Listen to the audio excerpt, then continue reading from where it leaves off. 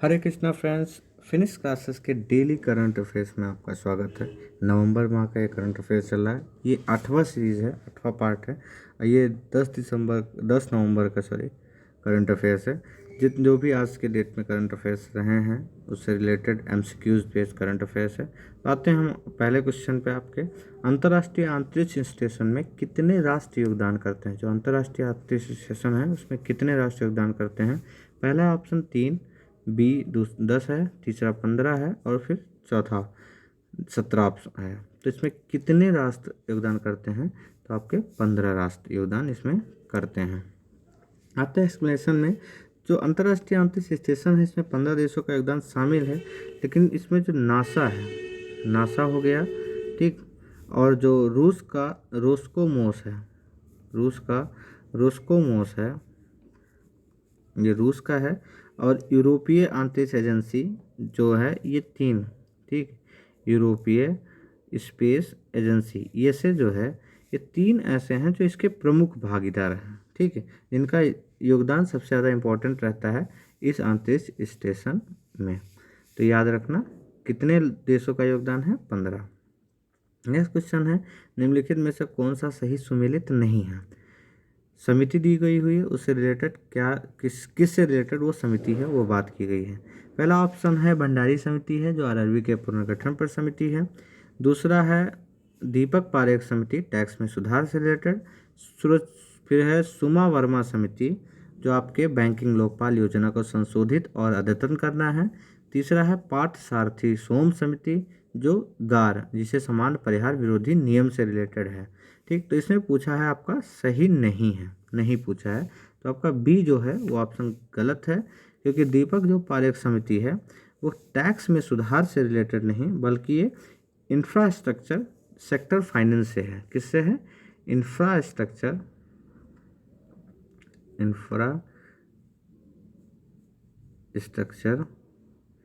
Sector finance है, finance है। फिर आते हैं टैक्स सुधार। टैक्स सुधार किससे रिलेटेड है? तो जो कर सुधार से रिलेटेड है वो जो राजा चेलिया समिति थी, किसकी? राजा चेलिया समिति जो थी वो टैक्स सुधार से थी, ठीक, याद रखना। किससे?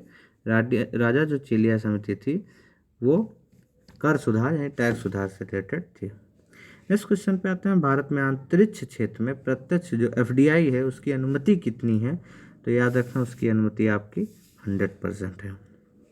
नेक्स्ट क्वेश्चन है, भूख पर 2021 का जो ऑक्सफैम रिपोर्ट शीर्षक क्या है? जो ऑक्सफैम का रिपोर्ट आया था उसका शीर्षक क्या है, थीम क्या है, विषय क्या है, ये पूछा जा रहा है भूख पर, जो, ठीक। तो इसका है द हंगर वायरस मल्टीप्लाइज। पहला ऑप्शन आपका ये सही है, द हंगर वायरस मल्टीप्लाइज, ठीक। नेक्स्ट क्वेश्चन पे आते हैं, स्टार कॉलेज परामर्श कार्यक्रम हाल ही में किसके द्वारा शुरू किया गया है?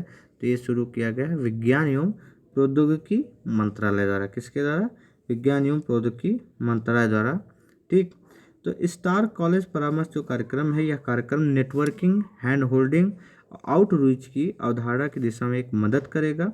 इसके तहत जो है समर्थित देश को हर जिले में, एक जो समर्थित राज्य हैं उनके हर जिले में स्टार कॉलेज की परिकल्पना की जाएगी, ठीक, ये याद रखना। नेक्स्ट क्वेश्चन है विश्व खाद्य सूचकांक के बारे में, निम्नलिखित में से कौन सा सही है? पहला ऑप्शन है आपका विश्व बैंक द्वारा इसे 1996 में पेश किया गया। दूसरा ऑप्शन है यह खाद्य वस्तुओं की बास्केट की अंतर्राष्ट्रीय कीमतों में मासिक परिवर्तन की एक उपाय है। तो इसमें बता दूं आपका दूसरा ऑप्शन सही है, पहला गलत है। अब क्यों गलत है? क्योंकि 1996 में वैश्विक जो कृषि है इसे जिसे बाजारों में विकास की निगरानी में मदद करने के लिए एक सार्वजनिक वस्तु के रूप में पेश किया गया था, बाकी इसमें विश्व बैंक का कोई हस्तक्षेप नहीं है, तो इसलिए गलत है। फाओ जिसे कहते हैं फूड एग्रीकल्चर ऑर्गेनाइजेशन खाद्य मूल्य सूचकांक खाद्य वस्तुओं की एक बास्केट की अंतर्राष्ट्रीय कीमतों में मासिक परिवर्तन का एक उपाय है। इसमें क्या है? अनाज, तिलहन, डेयरी उत्पाद, मांस, चीनी की एक बास्केट के लिए एक परिवर्तन को मापता है। नेक्स्ट क्वेश्चन है, दिए गए कथनों में कौन सा भारतीय शहर यूनेस्को की रचनाधर्मी शहरों के नेटवर्क का हिस्सा नहीं है। ठीक है, पूछ रहा है नहीं है, तो याद रखना कौन सा नहीं है इसमें, बेंगलोर नहीं है। अब बता दूं, इसमें 3 ऑप्शन है जो आपके, जयपुर भी है, चेन्नई भी है, मुंबई भी है। ठीक, और जो है वाराणसी है, कौन से हैं, वाराणसी हैं, और हैदराबाद है, कौन से हैं, हैदराबाद है। और अगर देखा जाए तो अभी हाल ही में जो 2021 में जुड़ा है वो कौन सा है, श्रीनगर। कौन सा, श्रीनगर। तो कितने हो गए, 1 2 3, ये 3 6, 6 हमारे शहर ऐसे हैं जो इससे जुड़े हुए हैं। अगर इनकी डेट पूछ ले कि अगर सीरीज वाइज आ जाए कि कब कब इनको इसमें जोड़ा गया, तो जयपुर जो है उसको 2015 में जोड़ा गया है। ठीक है, चेन्नई को जोड़ा गया है 2017 में, और मुंबई को जोड़ा गया है 2019 में। ठीक, वाराणसी को भी 2015 में जोड़ा गया, 2015 को वाराणसी में ही जोड़ा गया। ठीक, और हैदराबाद को 2019 में, मतलब मुंबई और हैदराबाद को 2019 में। ठीक, ये याद रखना। और 2021 में अगर पूछे तो श्रीनगर। श्रीनगर कहाँ है, जम्मू कश्मीर। नेक्स्ट क्वेश्चन है, निम्नलिखित में से कौन सा लेख जो है विधिक न्याय से संबंधित नहीं है। तो कौन से संविधान के अनुच्छेद की बात कर रहा है, तो 39A ऑप्शन है, अनुच्छेद 14 है, 22(1) है, अनुच्छेद 17 है।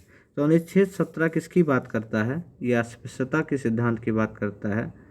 ठीक है, अस्पृश्यता से रिलेटेड है, तो इसलिए ये ऑप्शन आपका गलत है, यही एक है जो संबंधित नहीं है।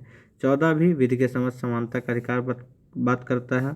39 ये कहता है राज्य को कि विधि के न्याय के समान के अनुसार कार्य जो योजनाएं बनेगी उसको बनेगी। 22(1) भी विधि से रिलेटेड बात करता है। नेक्स्ट क्वेश्चन है, T+1 निपटान प्रणाली के लाभ कौन कौन से हैं। T+1 निपटान जो प्रणाली के लाभ कौन कौन से हैं, ऑप्शन आपका है कम निपटान समय, दूसरा है कम अस्थिर व्यापार, तीसरा है कम अवरुद्ध पूंजी, और चौथा है प्रणाली का जोखिम में कमी। तो ये चारों के चारों जो हैं वो T+1 निपटान प्रणाली के लाभ हैं। ठीक, तो ऑप्शन आपका सही है डी। नेक्स्ट सही है। नेक्स्ट क्वेश्चन आते हैं, वैश्विक भुखमरी जो सूचकांक है उसमें भारत का कौन सा स्थान है, पूछा रहा है। तो भारत का जो स्थान है वो 101वां स्थान। कौन सा, 101वां। 2021 का जो सूचकांक है उसमें 101वां स्थान है। कितने देशों के बीच में है, तो यह याद रखना 116। नेक्स्ट क्वेश्चन है, गति शक्ति एक्सप्रेस किसके बीच चलती है। तो ये चलती है दिल्ली से पटना के बीच। ये क्यों फेमस है, क्योंकि हाल ही में इसमें 25 बोगी लगाई गई है, जो पूरी क्या है, जो एक थर्ड एसी इकोनॉमी जो बोगी चली है जिसको 3 बोलते हैं, वो इससे पूरी की पूरी बोगी थर्ड इकोनॉमी के अंतर्गत आती है, जिसमें जो किराया है वो थर्ड एसी की तरह ही रहेगा।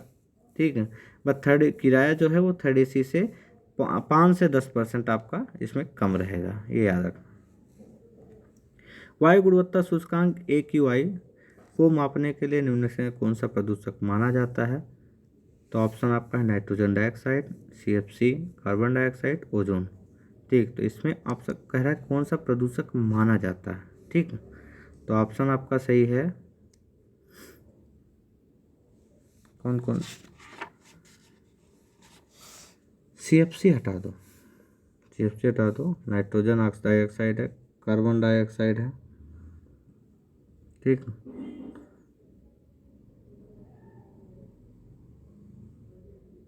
सॉरी कार्बन डाइऑक्साइड नहीं है, ओजोन है। तो यानी 1 और 4 ऑप्शन कहाँ है, सी में। 1 और 4 ऑप्शन आपका सही है। इसमें जो 8 है, जो वायु गुणवत्ता को मापने के लिए 8 प्रदूषक हैं, एक PM10 हो गया। ठीक, PM 2.5, फिर उसके बाद आपका NO2 आ गया, नाइट्रोजन डाइऑक्साइड, फिर आपका सल्फर डाइऑक्साइड SO2 आ गया। ठीक, फिर आपका आ गया है कार्बन मोनोऑक्साइड CO जिसको बोलते हैं, फिर आ गया ओजोन O3। ठीक, फिर लास्ट ऑप्शन है NH3 जिसको बोलते हैं अमोनिया NH3, और एक और ऑप्शन है लेड, जिसको पीबी बोलते हैं। ठीक, ये 8 हैं जो आपको ध्यान में रखना है कि वायु गुणवत्ता सूचकांक के लिए ये चीज़ें, इन चीज़ों को माप की जाती है। तो आपके ऑप्शन होंगे 1 और 4। नेक्स्ट क्वेश्चन है, निम्नलिखित में से कौन यूरोपीय संघ का सदस्य देश नहीं है? कौन नहीं है पूछ रहा है। आर्मेनिया, बेलारूस है पहला ऑप्शन, दूसरा है भारतीय चीन, तीसरा ऑप्शन है किर्गिस्तान और रूस, चौथा ऑप्शन है कजाकिस्तान और बेलारूस। तो सॉरी, इसमें ऑप्शन आपका सही है बी, भारत और चीन जो है इसका सदस्य देश नहीं है। नेक्स्ट क्वेश्चन है, जीका वायरस संक्रमण के संबंध में निम्नलिखित कथनों पर विचार करना है भैया।